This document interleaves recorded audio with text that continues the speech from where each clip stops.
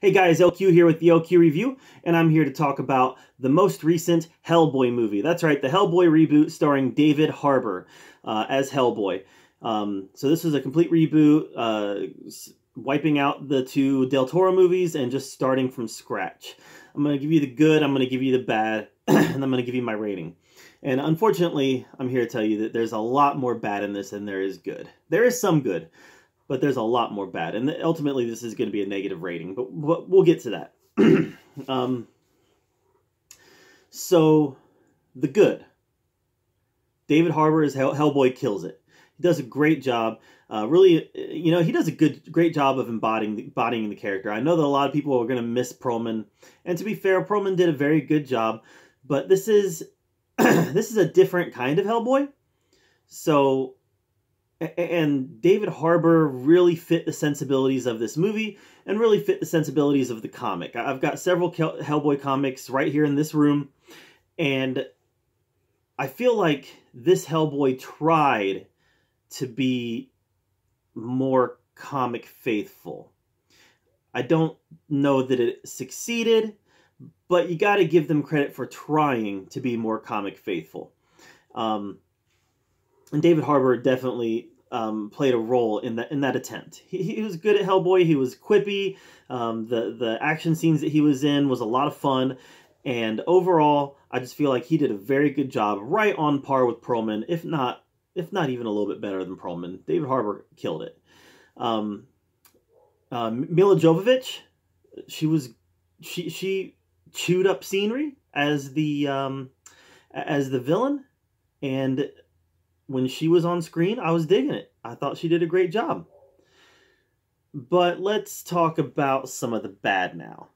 In an attempt to be, I think in an attempt to be modern, in an attempt to be shocking, they threw everything plus the kitchen sink at this movie.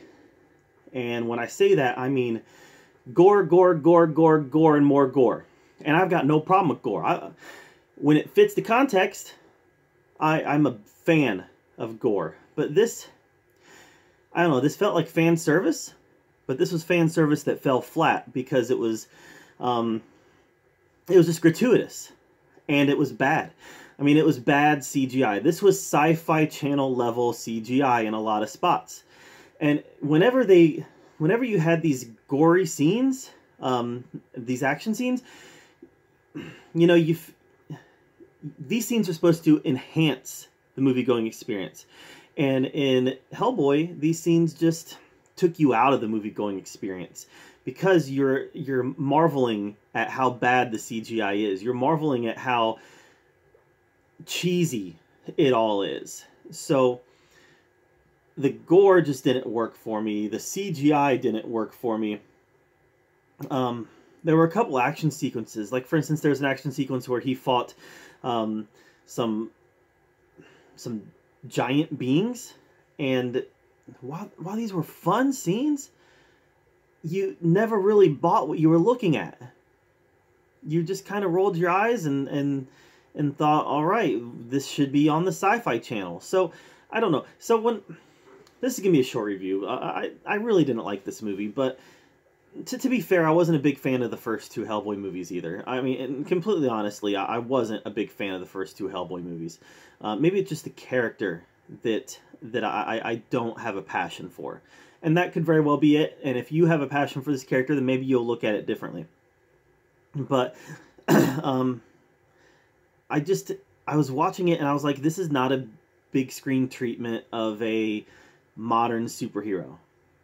And that's unfortunate. So, yeah, I got to give this a sad face emoji. This movie didn't work for me. The CGI took me out of it. The gratuitous gore took me out of it. Yeah, this is R-rated. You know how we knew it was R-rated? Because there was about 20 F-bombs in the first 10 minutes of the movie. That takes me out of it. Again, I'm not a prude. I got no problem with people dropping F-bombs in movies. I really don't. But I don't know, when it's gratuitous and it doesn't flow, it just takes me out of it. And I roll my eyes, and I'm like, they're trying too hard. And that's what I got here, was that they were trying too hard when they were making this movie. And that, again, that's unfortunate. you know, a lot of people are going to give this movie grief because, well, they should have just made a third Hellboy movie. No, they shouldn't have made a third Hellboy movie. You know why? Because the first Hellboy movie lost the studio money. The second Hellboy movie maybe broke even at best. It probably lost the studio money. So they should not have made a third Hellboy movie. Period. You can't argue that. You can't argue the numbers. They should not have made a third Hellboy movie. But should they have made this reboot? Probably not. I mean, probably not. This character, unfortunately, is maybe a character that should probably be left on the pages. Or maybe he would work well as like a HBO limited series or something along those lines. But as a cinematic experience, I have not had any Hellboy movie that I've enjoyed. And none of them have done well financially. This one's going to bomb. So, unfortunately, I just think maybe this character is better for the funny pages, the comic books, the graphic novels. You know, he can have life there, and we can all enjoy that. But as far as a screen presence, I'm just afraid Hellboy doesn't have much of it, and that's too bad because David Harbour did a great job. Just the movie-going experience as a whole let me down quite a bit, as did the other two. So, there it is. So, this is a sad face emoji. What did you think of Hellboy? Let me know in the comments down below. Thank you for being here at the LQ Review, where we talk about all the geeky, nerdy stuff that we love to talk about. Until next time, have a great day.